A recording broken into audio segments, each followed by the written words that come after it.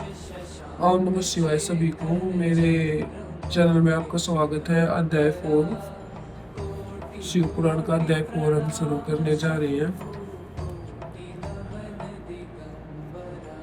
श्री गण बोले, हे सूत जी, भगवान शिव के मनन किस प्रकार किया जाता है, उसका श्रवण कैसे होना चाहिए और उनका कीर्तन किस प्रकार करना चाहिए, कृपया इन तीनों का ठीक ठीक वर्णन हमें बताएं। वर्मा जी बोले, भगवान शिव की पूजा, उनके मंत्र जप और उनके पूर्ण स्वरूप लीलाओं और नामों युक्त पूर्वक तथा प्रेम से मन में विचार ही मनन कहलाता है। जो मनुष्य निरंतर इस प्रकार भगवान शिव के स्वरूप और गुणों का चिंतन करता है, उसके लिए यह साधना अत्यंत श्रेष्ठ है। सभी साधनों में मनन को बहुत महत्वपूर्ण माना गया है। भगवान शिव शंभु के प्राप्त गुण, स्वरूप, लीलाओं और नामों में वेदवाणी के द्वारा अथवा अपनी स्पष्ट रूप से प्रेम पूर्वक स्तवन करना कीर्तन कहलाता है। और जब मनुष्य किसी भी साधन से किसी भी स्थान पर भगवान शिव से संबंधित शब्दों और उनकी महिमा को अपने कानों से सुनता है तथा उसमें अपने मन को एकाग्र करता है, वही श्रवण कहलाता है। जैसे मनुष्य किसी प्रिय भी विषय को अत्यंत ध्यान से सुनता है, उसी प्रकार भगवान शिव की कथा, नाम, गुण और महिमा को मन लगाकर सुनना चाहिए। श्रवण पहले होता है, उसके बाद भगवान पशुपति का कीर्तन दृढ़ होता है, फिर उसी के अंत में मनन उत्पन्न होता है। जब मनुष्य निरंतर श्रवण, कीर्तन और मनन करता है, तब भगवान शंकर की कृपा दृष्टि उस पर पड़ती है और उसके जीवन में कल्याण का मार्ग खुल जाता है। सूत जी बोले, हे श्रेष्ठ मुनियों, इन साधनों की महिमा के मत संबंध में प्राचीन समय में जो घटना हुई, वह मैं आप लोगों के लिए बताता हूँ। आप ध्यान पूर्वक सुने। बहुत समय पहले की बात है।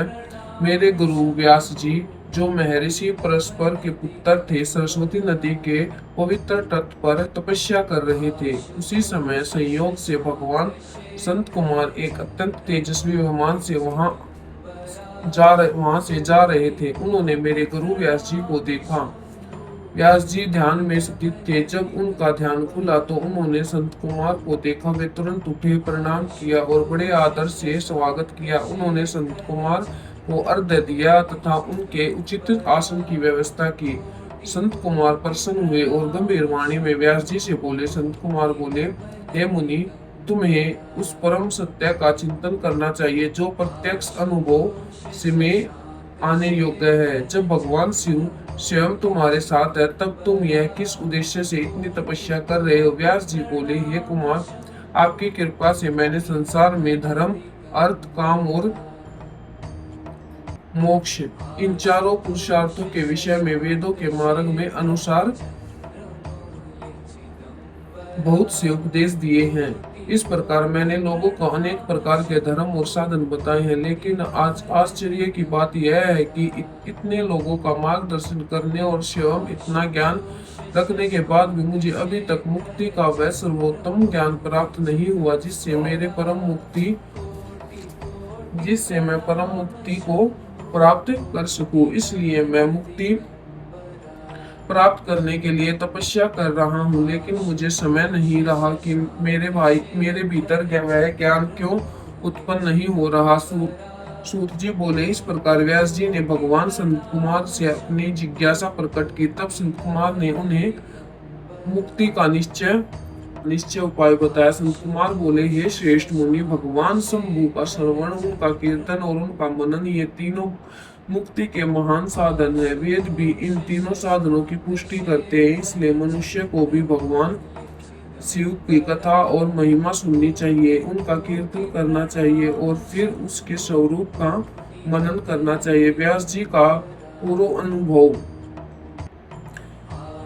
संत कुमार आगे बोले, हे मुनि, एक समय मैं भी अनेक प्रकार के साधनों के विषय में भ्रमित था। मुक्ति के लिए कौन सा साधन श्रेष्ठ है, यह जानने के लिए मैंने मंदराचल पर्वत पर जाकर तपस्या की। तब भगवान शिव की आज्ञा से भगवान नंदकेश्वर मेरे पास आए। वे अत्यंत दयालु और सबसे साक्षी भगवान गणेश्वर हैं। उन्होंने उन्होंने मुझ पर कृपा करते हुए मुक्ति का सर्वोत्तम साधन बताया। नंदिकेश्वर ने मुझे स्नेह पूर्वक क- कहा, हे ब्रह्मांड, तुम भगवान शिव का कथा का श्रवण करो, उनका कीर्तन करो और उनका मनन करो। इतना कहकर नंदिकेश्वर अपने विमान में बैठकर अपने परम सुंदर धाम को चले गए। यह अध्याय समाप्त होता है। अध्याय 5। ऋषियों का पर ऋषि गण बोले, हे सूत जी, आपने हमें बताया कि श्रवण, कीर्तन और मनन ये तीनों चीज मुक्ति के उपाय है, लेकिन यदि कोई मनुष्य इन तीनों साधनों को करने में समर्थन न हो तो क्या करे? क्या कोई ऐसा कर्म या साधन है जिसके द्वारा बिना अधिक प्रयास के मुक्ति प्राप्त कर सके? यह हमारी जिज्ञासा है।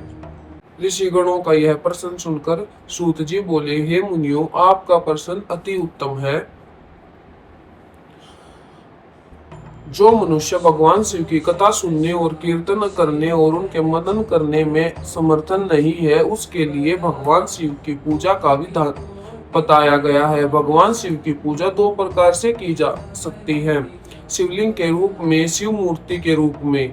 दोनों ही भगवान शिव के आराध्य स्वरूप है। जो मनुष्य श्रद्धा और भक्ति से शिवलिंग अथवा शिव मूर्ति की पूजा करता है, वह भगवान शिव की कृपा प्राप्त करता है। शिवलिंग की पूजा। शिवलिंग की पूजा शिव के परम और अनंत स्वरूप का प्रतीक है। भगवान शिव किसी एक रूप या सीमा में बंधे हुए नहीं हैं, वे निराकार भी हैं और भक्ति की भावना के अनुसार साकार रूप से भी पूजे जाते हैं। इसलिए शिवलिंग की पूजा को अत्यंत पवित्र और श्रेष्ठ माना गया है। मनुष्य को चाहिए कि वह शुद्ध होकर श्रद्धा के साथ शिवलिंग की स्थापना करे और विधि पूर्वक उसकी पूजा करे। पूजा में जल, पुष्प, बेलपत्र आदि अर्पित किए जा सकते हैं। शिव पूजा। शिव मूर्ति की पूजा। जो व्यक्ति भगवान शिव की मूर्ति बनाकर या स्थापित करके पूजा करता है, उसे भगवान शिव की कृपा प्राप्ति होती है। भगवान शिव की मूर्ति को श्रद्धा पूर्वक स्नान कराना, वस्त्र और आभूषण अर्पित करना, पुष्प चढ़ाना, धूप और दीप दिखाना तथा नैवेद्य अर्पित करना चाहिए। इसके लिए भगवान शिव के नामों का स्मरण करना और मंत्र जाप करना चाहिए। पूजा का उद्देश्य केवल बाहरी विधि पूरी करना नहीं, अंतर मन से हमें पूजा करनी चाहिए। पूजा का वास्तविक फल भगवान शिव की पूजा करने वाला मनुष्य धीरे धीरे अपने भीतर परिवर्तन अनुभव करता है। उसका मन शांत होता है, उसके भीतर धर्म की प्रति श्रद्धा बढ़ती है, वह अच्छे कर्मों की ओर प्रेरित होता है और बुरे कर्मों से दूर रहने का प्रयास करता है। इस प्रकार शिव केवल बाहरी कर्म नहीं बल्कि मनुष्य को अंतिम आत्मिक शुद्धि की ओर ले जाती है। जो व्यक्ति भगवान शिव की पूजा करते हुए उसके मन का जाप करता है और उसकी महिमा का स्मरण करता है, वह संसार के बंधनों से धीरे धीरे मुक्त होने लगता है।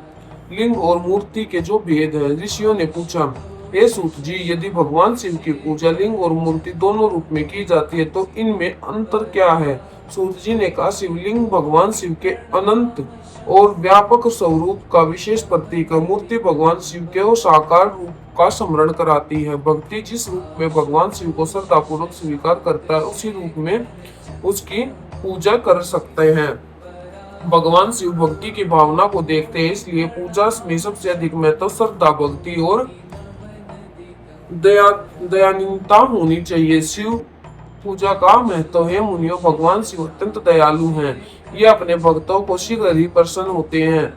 इसलिए मनुष्य को चाहिए कि वह अपनी सामर्थ्य के अनुसार प्रतिदिन भगवान शिव की पूजा करे। यदि विस्तृत पूजा करने की सामर्थ्य न हो तो सरल भाव से जल अर्पित करके भगवान शिव का स्मरण किया जा सकता है। उसका नाम लेकर प्रणाम करना भी महान साधन है।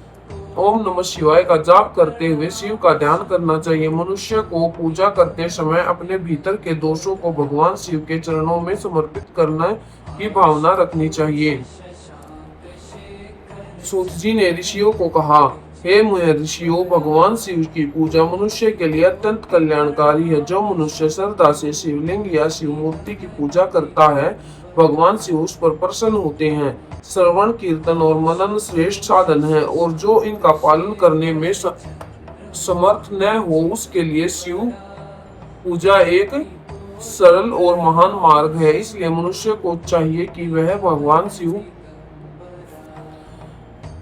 की शरण में भगवान शिव की शरण ग्रहण करे, उनका नाम स्मरण करे, उसकी पूजा करे और अपने जीवन को धर्म तथा सदाचार के मार्ग पर चलाए। भगवान शिव की कृपा से मनुष्य सांसारिक बंधनों से मुक्त होकर परम परम कल्याण को प्राप्त कर सकता है। हम शिव भगवान को बार बार नमन करते हैं और यह अध्याय यही समाप्त होता है। अध्याय 6 की शुरुआत कर। शिव की पूजा हम कैसे करते हैं अध्याय 5 में ये बताया गया है। और अब यहाँ से जो है अध्याय 6 शुरू होता है कैलाश यात्रा का वर्णन। उसमें नंदकेश्वर बोले, बहुत प्राचीन समय की बात है, एक बार भगवान विष्णु जो महान योगी और नागराज शेष को अपने स्याहे बनाकर विश्राम करते हैं, सेवकों से घिरे हुए अत्यंत शांत भाव से शयन कर रहे थे। उसी समय संयोग से ब्रह्मा जी वहां आए। उन्होंने विष्णु जी को सोते हुए देखा और उनसे पूछा, तुम कौन हो जो इस प्रकार सो रहे हो?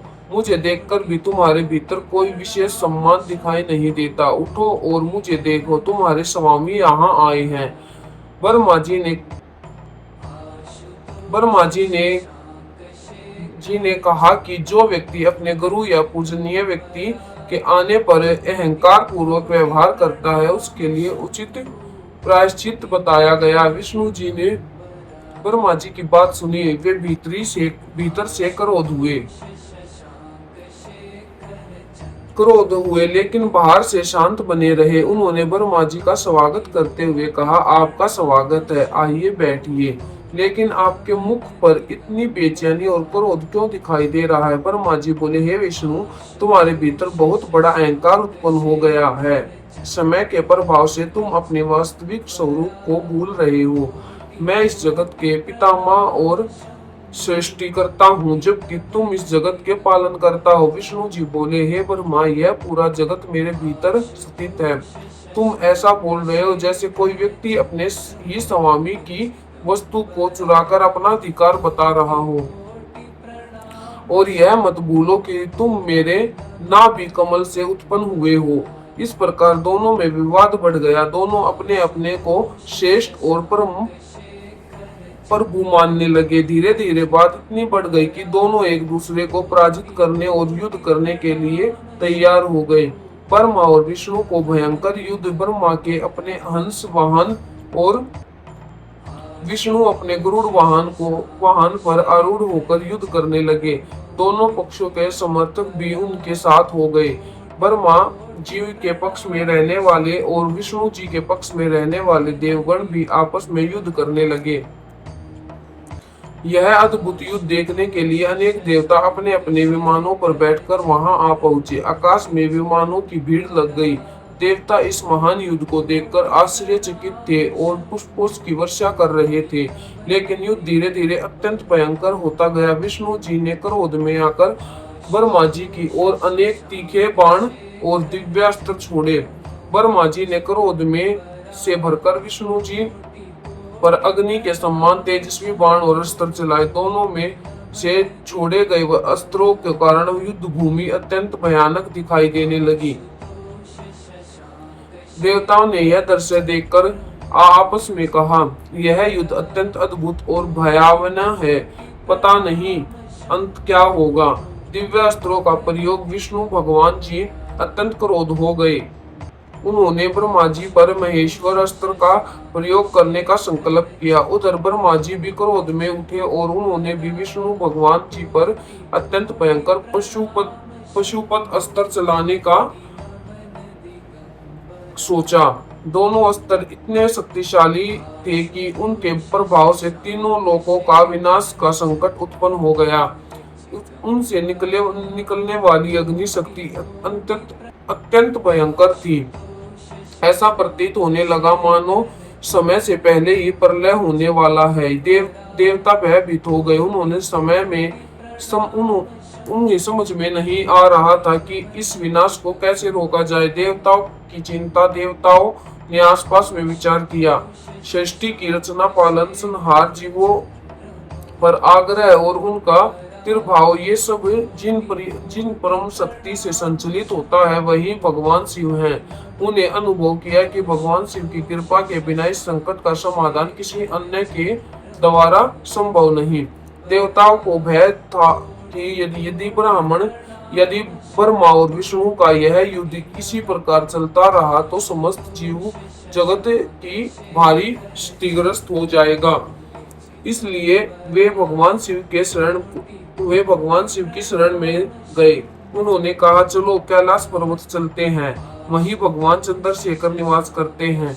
इसी संकट का समाधान कर सकते हैं। कैलाश की ओर देवताओं की यात्रा। इस प्रकार भयभीत होकर भगवान शिव के दर्शन के लिए कैलाश पर्वत की ओर चल पड़े। कैलाश पहुंचकर उन्होंने भगवान शिव को प्रणाम किया, पवित्र धाम को देखा। भगवान शिव के धाम का दर्शन करते हुए उन्होंने मन ही मन प्रसन्नता उत्पन्न हो गई। वे अत्यंत श्रद्धा भाव से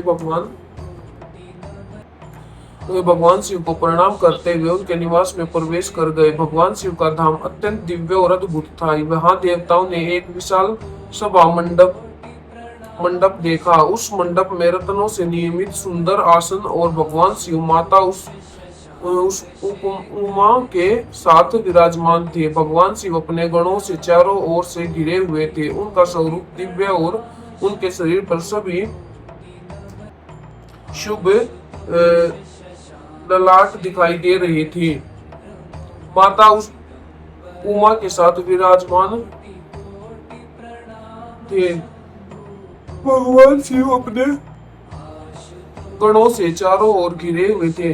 उनका स्वरूप देख शरीर पर सभी शुभ लक्षण दिखाई दे रहे थे। देवताओं ने देखा कि भगवान शिव की सेवा अनेक दिव्य शक्तियां लगी हुई है। वेद स्वयं उनकी महिमा का गान कर रहे हैं। भगवान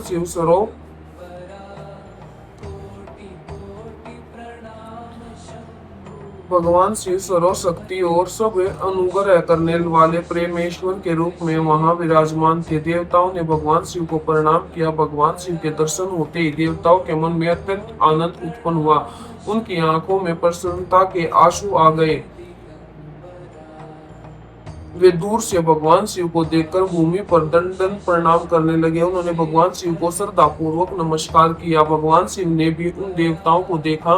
उन्होंने अपने गणों को संकेत करके देवताओं को अपने पास बुलाया। भगवान शिव देवताओं को देखकर अत्यंत प्रसन्न हुए। उन्होंने उन्हें स्नेह पूर्वक अपने निकट बुलाया और मधुर गंभीर तथा मंगलकारी वाणी से उनसे बात करने के लिए तैयार हुए। इस प्रकार देवताओं ने भगवान शिव को कैलाश धाम में पहुंचकर उसकी शरण ग्रहण करी। इस प्रकार कैलाश यात्रा पूरी हुई और अध्याय 6 की समाप्ति यहीं पर होती है। अध्याय 7 को हम नेक्स्ट वीडियो में पढ़ेंगे। धन्यवाद। अपना ध्यान रखें। आशुतोष शशांक शेखर चंद्रमौलि चिदंबरा